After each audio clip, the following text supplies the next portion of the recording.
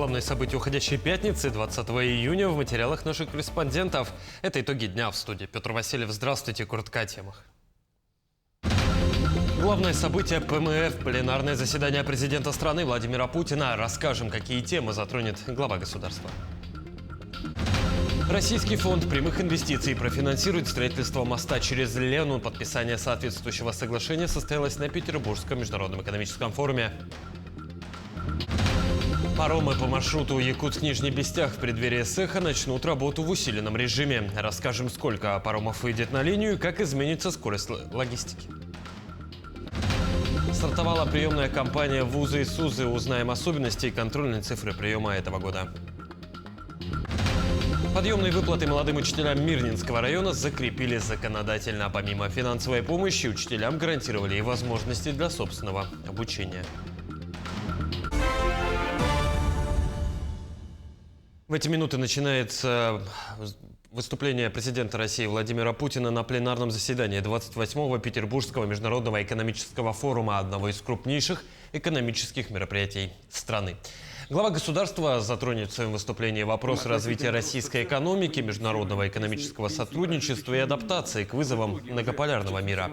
Ранее пресс-секретарь президента России Дмитрий Песков заявлял, это будет объемное выступление, в котором будет дана оценка нынешнему этапу развития экономики страны, очерчены перспективы и основные направления, по которым она, с точки зрения президента, должна развиваться. Форум – это более 20 тысяч человек из 140 стран мира в ожидании пленарного заседания. Президент затронет и тему международного сотрудничества. Особенно ждут выступления Путина страны БРИКС. На форуме Китай и Индия работают крупными делегациями. Потому что Россия – это самая большая страна по размеру мира, и Индия, Китай вместе как самая большая страна мира по населению. И как мы говорим, по бизнесу и по торговым отношениям, сотрудничеству между странами, конечно, где есть население, там есть большой рынок. И еще как вместе с Россией и Китаем, как мы играем очень важную роль, особенно группа БРИКС тоже. Российский фонд прямых инвестиций, РФПИ и группа ВИЗ договорились о партнерстве в рамках концессионального проекта о создании Ленского моста. Соглашение об этом подписали на экономическом форуме в Петербурге. Церемония прошла в присутствии гендиректора РФПИ Кирилла Дмитриева, главы Якутии Айсена Николаева и главы Сбербанка Германа Грефа. Группу ВИЗ же представил председатель Совета директоров Сергей Ромашов. Мост позволит сократить бюджетные затраты на обеспечение северного завоза и придет на смену зимникам. По оценке экспертов, мост может ежегодно увеличивать валовый региональный продукт республики на 3%. Соглашение подписано. Мы поздравляем всех участников с этим важным событием. «Газпромнефть» и Якутия укрепляет стратегическое сотрудничество. Глава региона Айсен Николаев и председатель правления организации Александр Дюков заключили соглашение о партнерстве. Стороны договорились о взаимодействии по вопросам внедрения передовых технологий для эффективной экологичной добычи углеводородов на территории республики.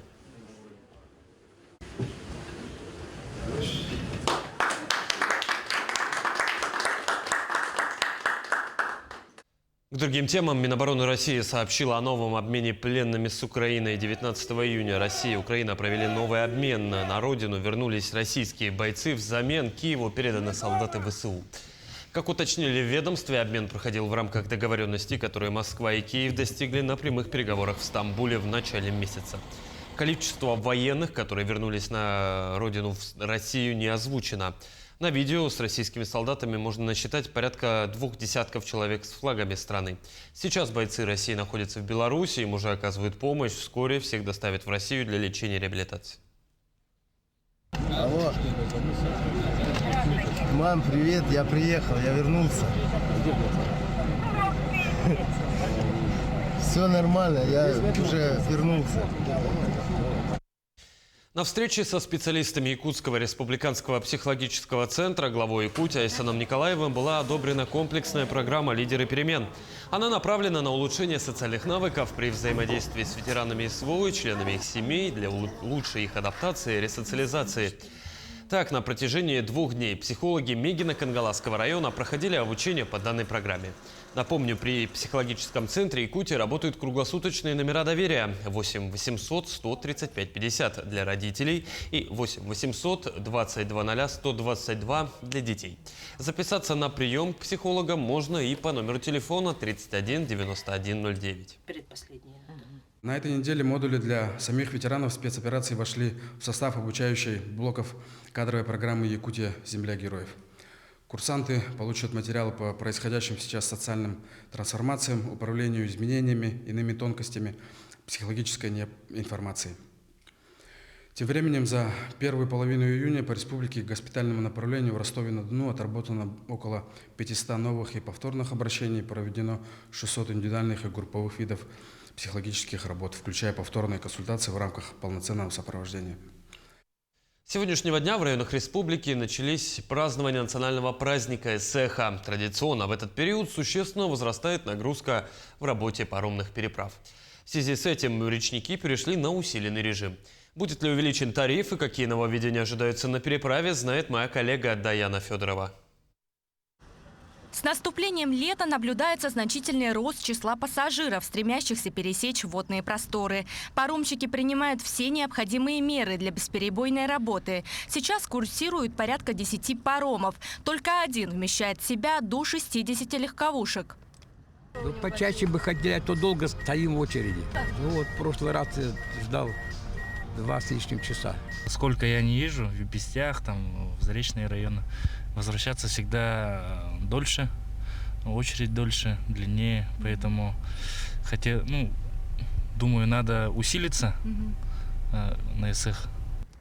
Несмотря на ожидания в накопителе, интервал движения паромов будет сокращен с 30 до 20 минут. Что касается тарифов, повышения не ожидается. Цены на легковые автомашины варьируются от 1250 до 1950 рублей за машину, в зависимости от ее габаритов. Оплата за пассажира составит 350 рублей. Машины увеличиваются в связи с праздником Эсэх. Потом будет также Ирманчар будет. Потом у людей начнутся ягоды, грибы. В принципе, мы готовы, все. Самое главное, чтобы соблюдать, чтобы люди не нервничали, чтобы все понимали, заезжали в линии, в накопитель и стояли в очередь. Паромщики работают с 5 утра до 12 часов ночи. Как утверждают представители организации «Паромы Якутии», система накопления оправдала себя. Для улучшения зоны ожидания разрабатывается проект, на который будет выделено около 130 миллионов рублей. Проектная документация на бетонирование площадок накопителя уже готова, прошла государственную экспертизу. Сейчас, опять же, с министерством прорабатываем, чтобы здесь подрядная организация пришла, на конкурсной основе выиграла тендер и забетонировала площадки накопителей. В этом же проекте рассматривается вопрос о том, чтобы при въезде в накопитель поставить специальные кассы, в простонародье будки, для того, чтобы водители, заезжая в накопитель, оплачивали сразу за проезд и спокойно ждали свою очередь. С учетом повышенного спроса специалисты призывают пассажиров заранее планировать свои поездки и учитывать возможные задержки. Даяна Федорова, Иван Саркаумов, Якутск.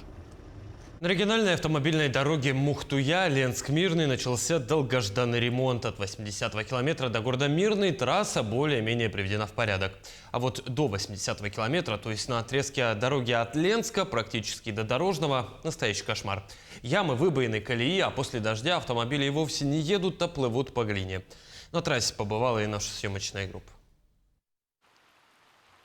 Мы находимся на 50-м километре от города Ленска. Сегодня снова дождь, трасса размыта. Машины утопают в море глины, но потихоньку ползут. Такая картина на протяжении 40 километров.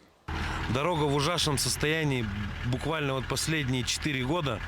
На протяжении участка Ленска 138 километр я вообще не вижу техники, чтобы что-то делалось, что-то работалось. Дорога летом – это просто ад какой-то. До Мирного приходится ехать по 6-7 часов, это в лучшем случае, если нет дождя. А если есть дожди, то можно и сутки ехать. Как раз с 50-го километра начался ремонт. Работает здесь всего один грейдер. Улучшений не видно. Но начальник Ленинского дорожного участка МУАТ Андрей Эндерс пояснил, что сложно осуществлять ремонтные работы в такую погоду. Плюс к этому движение большегрузного транспорта не прекращается. Он бесконечно разбивает только налаженную дорогу.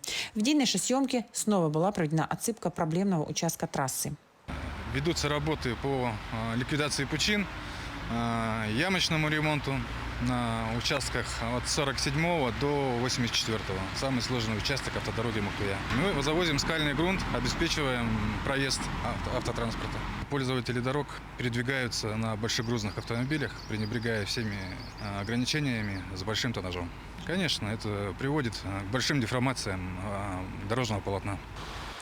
В этот день мы проехали до города Мирный. Больше на пути мы не встретили работающей техники.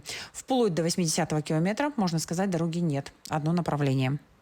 На джипе невозможно ехать. А если что уж там говорить про маленькие машины, то вообще невозможно проехать. С нашего Ленска не выбраться никуда, ни в Новосибирск, ни куда-то в Москву.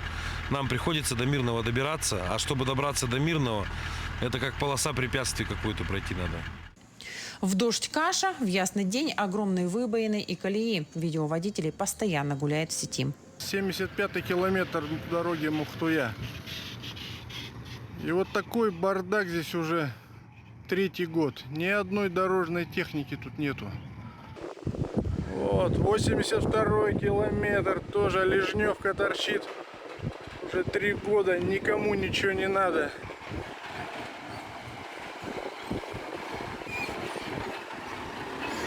На Ленинском участке региональной дороги Мухтуя ремонтные работы будут вестись все лето. В этом году у нас ремонт участка от 26 километра до 46, 20 километров участок протяженностью. Подрядчик уже определен. Иркутская нефтяная компания, недропользователи нам тоже помогают в ремонте дорог. Они выделяют нам технику, самосвальный парк. Мы также завозим скальный грунт на провалы. Вероятнее всего, что снова будут введены ограничения по проезду большегрузного транспорта. Продолжит работу и весовой контроль. Надо добавить, что после поселка Дорожный, который находится на 96-м километре, трасса в сторону Мирного кардинально отличается от автодороги Мухтуя Ленского района. Здесь уже нет неровностей, дорога подсыпана и грейдирована. Светлана Валеева, Виталий Андреев, Ленск. С нового учебного года в силу вступят единые требования к изучению всех школьных предметов. Об этом заявил министр просвещения страны Сергей Кравцов на полях ПМФ. Цитата: «Учитель будет полностью вооружен соответствующими программами и фактически вводятся единые требования по изучению в том или ином классе того или иного предмета, тех или иных тем, а также того, сколько часов отводится», — рассказал он. В мае Кравцов, напомню, добавлял, что Минпросвещение начало готовить единые госучебники по всем предметам. Вся линейка появится в течение 3 лет. Для молодых учителей Мирнинского района разработают персональные программы повышения квалификации. Это поможет им постоянно расти профессионально. Ну а дополнительной мотивацией станет материальная поддержка. Илтумен принял закон о гарантиях особого статуса педработников. Сразу после заключения трудового договора молодым специалистам выплатят тройной оклад. Также педагогу компенсируют и стоимость проезда до места новой работы и перевозку багажа. Ранее подобные меры поддержки были прописаны в отдельных постановлениях на уровне республиканского правительства. Теперь они закреплены единым законом. Помимо финансовой помощи, учителям гарантировали возможность для собственного обучения. В каждом районе определяются региональные методисты, которые разрабатывают индивидуально-образовательные маршруты педагогов-предметников и включают в него комплекс мероприятий, индивидуально решающих задачи повышения профессионального мастерства. С сегодняшнего дня стартовала приемная кампания в вузы и СУЗы страны. В этом году в высшие заведения Якутии выделено более 5000 бюджетных мест. Как устроена работа приемных комиссий, знает Вероника Таюрская. Как и в предыдущие годы, СВФУ пользуется большой популярностью у абитуриентов. Поэтому на 2025-2026 учебный год было выделено почти 3000 бюджетных мест по программам бакалавриата и специалитета. У нас льготы для участников и детей участников специальной военной операции. Для них выделена отдельная квота, вот она так и называется, отдельная квота. Всего бюджетных мест по отдельной квоте будет 352. Как я уже сказала, на них могут претендовать участники и дети участников. Они могут поступать по экзаменам которые надо будет сдавать в университете. То есть это смотрят они перечень образовательных программ, перечень вступительных испытаний и должны подать вот свои подтверждающие документы и еще зарегистрироваться на экзамен. Преподаватели СВФУ будут готовить студентов по 167 образовательным программам бакалавриата и специалитета. Помимо этого подготовлено 76 магистерских программ. Отмечу, что в текущем году поступающие на бакалавриат и специалитет могут подать документы по 5 направлениям. При этом важно указать уровень приоритетности. Я закончила 11-й педагогический класс и теперь хочу поступить в СВФУ на педагогический факультет, чтобы стать учителем начальных классов. Мне очень нравится сама идея того, что я стану учителем начальных классов. Мне очень нравится заниматься с детьми. Помимо результатов ЕГЭ и вступительных испытаний, студенты могут претендовать на дополнительные баллы. Достижения за разные направления могут суммироваться, но не превышать отметки в 10 пунктов. Я участвовал в Олимпиаде по психологии и педагогике в нашем городе, прошел до республики. И также у меня есть волонтерская деятельность. Оно дает до 7 баллов. На данный момент я имею 524 часа на сайте Добру.ру.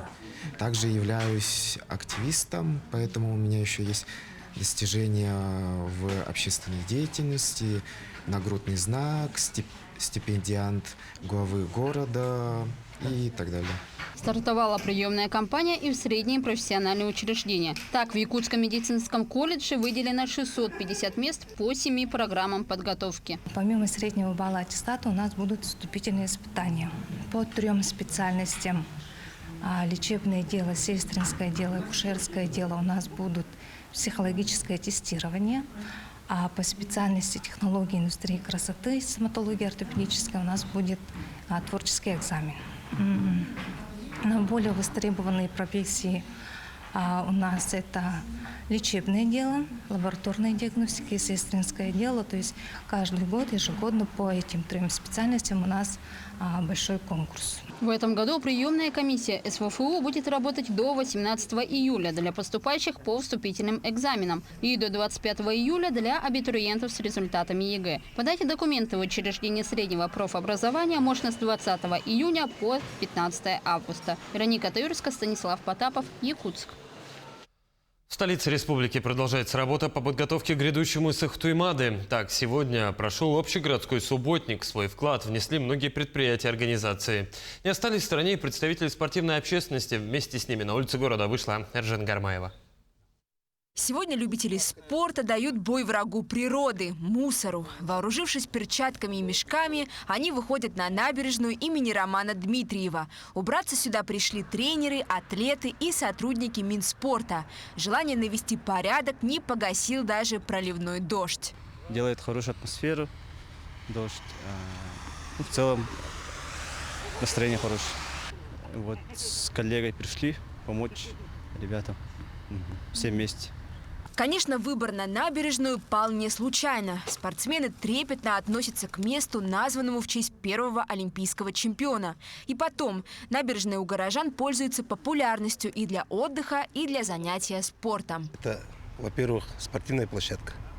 Во-вторых, на юбилейное мероприятие 75-летия Романа Михайловича Дмитриева вот именно набережная построена, приобретена, вот очень большие средства потрачены, поэтому мы должны, все горожане, и мы все должны любить и жаловать, и беречь одну из наших любимых мест, где молодежь приходит, где у нас пляж находится. Субботники у берега Лены – не редкость. Городские власти отмечают, что уборка здесь проводится регулярно. Управа уже наметила планы на обозримое будущее. 1 июля планируется акция «Чистая река Лена». Тоже сейчас и производятся работы. Субботники проводятся так постоянно, тоже так скажем. На прошлой неделе, например, тоже убирались. Недавно прошло открытие городского пляжа, там тоже массовый субботник произошел. Общегородской субботник приурочен к Сыхтуймады, который пройдет уже на следующей неделе. А значит, главный праздник лета столица встретит с чистыми улицами. Эржена Гармаева, Аэлита Махно, Якутск. В преддверии знаменательной даты столетия Всероссийского общества слепых в Якутии стартовал фестиваль для людей с нарушениями зрения. В столицу республики принять участие прибыли представители из 12 районов. Подробнее о мероприятии Тимур Колмогоров. Трехдневную программу фестиваля открыл торжественный концерт. Он собрал различные творческие ансамбли и коллективы, которые подготовили музыкальные номера. Помимо этого были и сольные выступления. Так участники исполнили известные песни и выступили со стихотворениями. Кроме пения, я сейчас работаю преподавателем английского языка. Знаю иностранные языки, получается, английский и французский. В городское общество слепых я вступил в 2019 году, когда переехал сюда, в Якутск. Сам я из Устьянского района. Это общество очень помогает, оно объединяет всех инвалидов по зрению. Всего в Якутии насчитывается порядка 3000 человек с различными нарушениями зрения. Для их поддержки и объединения по республике работают 20 филиалов движения. И сейчас они собрались вместе, чтобы отпраздновать знаменательную дату – столетие создания Всероссийского общества слепых. В ходе этого мероприятия у нас запланировано проведение творческого фестиваля, турнира по настольному теннису для незрячих, шоу «Даун», турнир по русским шашкам и завершим мы республиканским эсэхом. Целью создания Всероссийского общества слепых является культурно-просветительское воспитание незрячих, а также их трудоустройство. Сейчас по всей России действует 165 предприятий, в которых работают более 110 тысяч слепых. На сегодняшний день у нас слепые работают каждый по своей возможности. Но из 3000 инвалидов по зрению Якутии работает около 110 человек. Конечно, это очень мало, но стараемся, привлекаем, работаем с правительством, Министерством труда и социального развития. Далее программа будет продолжена спортивными состязаниями, а кульминацией фестиваля станет эсэх общества, который пройдет в местности Усть-Хатын. Тимур Колмогоров, Станислав Потапов, Якутск. Нейроингвинца Алексея Наумова знают многие, знают в разных ролях. Как педагога, журналиста, активиста, волонтера и просто неравнодушного человека. Сегодня он является амбассадором международной премии «Мы вместе в республике». О том, какую деятельность он проводит в этом направлении, расскажут наши коллеги.